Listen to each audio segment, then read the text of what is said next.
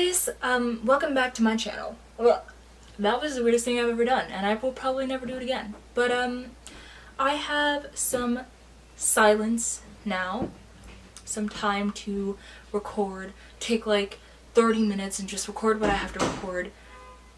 Someone close the door? Okay, that's fun. Oh well, I guess I'll just say, if you're new here, I'm not gonna say that. So if you've never seen me before, my name's Lucy, and I do a bunch of crazy, creepy, spooky things. That's what I'm about, and I post every Monday and Friday videos about pretty much everything that's kind of creepy and spooky. So if you're into that kind of stuff, then hey, hello, welcome. My light just completely disappeared. And here it is again. Okay. This would mess with my filming schedule. I didn't expect for my video to be posted on Friday, my first one, and so it kind of messes me up for the rest of my schedule. But I'm just gonna post this one for today. I have something very, very excited. I have something very, very exciting planned for Friday, so I'm really excited about that. It's gonna be a crazy video. I'm warning you now. It's gonna be a crazy video. So that's that. I'm excited about that. But let's talk about today. So today, We're gonna be talking about sleep paralysis. because it's something that I've experienced a whole heck of a lot of times, and it's something that can be extremely very spooky and extremely very scary. So let's dive in. What is sleep paralysis? So when your body goes to sleep at night, it eventually enters a stage called REM sleep, REM sleep, rapid eye movement sleep. And in order to protect us from ourselves, we go into a state of paralysis so that we don't act out our dreams, so that we're not moving around, fulfilling our midnight fantasies. Yeah, that happens. We get paralyzed. And usually we're not aware of this because we're sleeping and we're dreaming and we're off in la la land. But sometimes there's a hiccup in the system, and sometimes you end up waking up during that phase of paralysis. And let me tell you, that is some of the scariest, is the scariest stuff to experience. I'll get into it.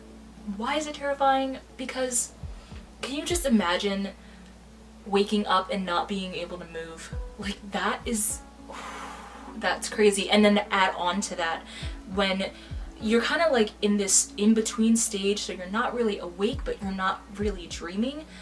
So what you're seeing, you may be seeing your room, but you may be seeing like shadow figures and different things out of the corner of your eye and all around you because you're still in kind of like a dream state. It's a very weird thing that happens. I find it very interesting. If you're seeing these things all around you, or you're seeing a shadow figure in the corner because your mind is freaking out and you're freaking out and now you're seeing things, you're just stuck there. You cannot move. You cannot, usually you can't scream, usually you can't speak to anyone to let them know that you're going through this. You just have to sit and basically endure all of what's happening to you. I've heard a lot of things that sleep paralysis, more on like the mystical side, sleep paralysis is like experience with demons.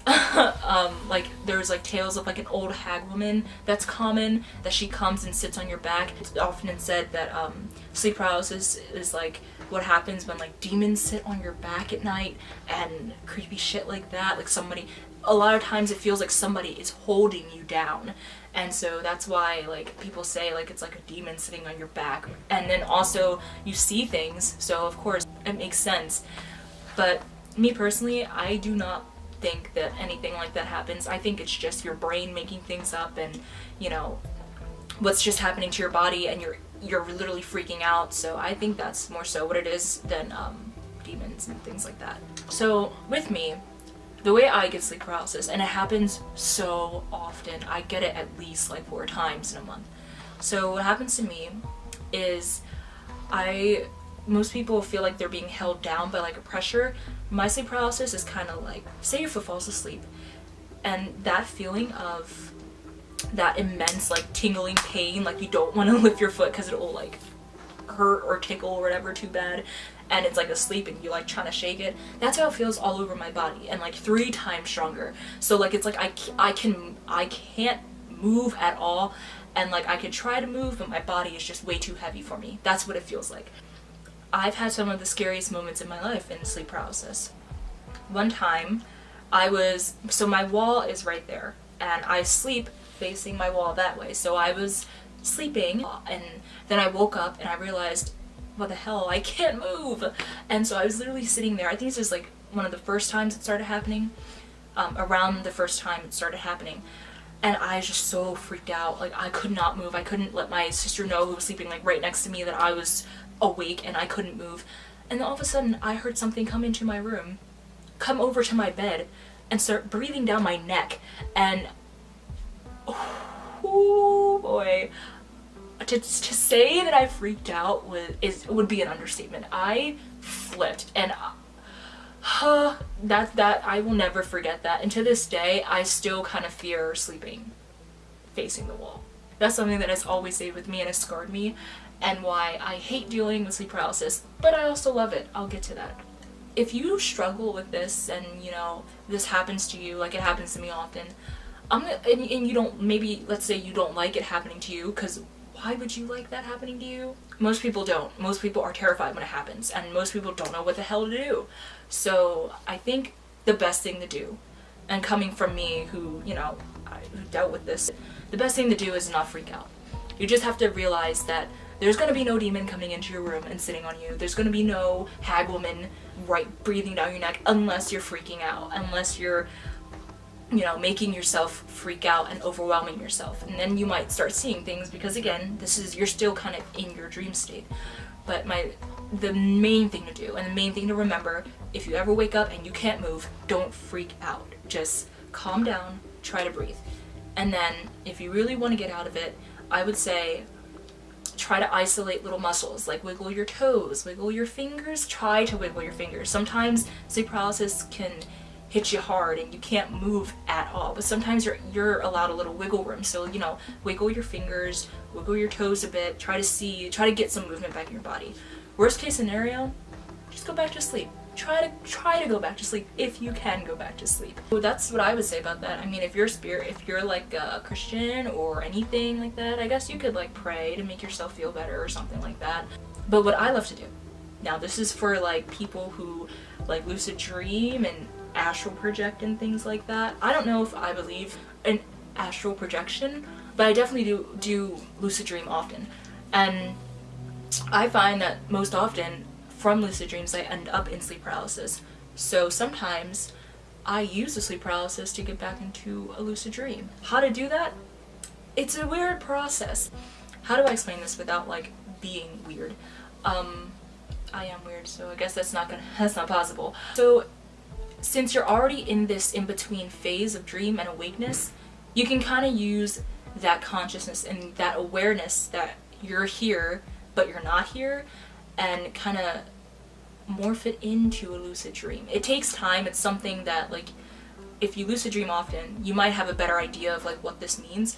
You're here in this paralyzed state, and I guess how to go into a lucid dream, but how I've done it before, is I just start creating the dream, creating where I want to be. If I want to be in a field, I start imagining very vividly a field, and I kind of, sometimes I end up in a lucid dream from the sleep paralysis state, and sometimes I don't. Sometimes I just doze back off and go to sleep. So either way, but basically the sleep paralysis can trigger the awareness that you need for a lucid dream, if that makes sense.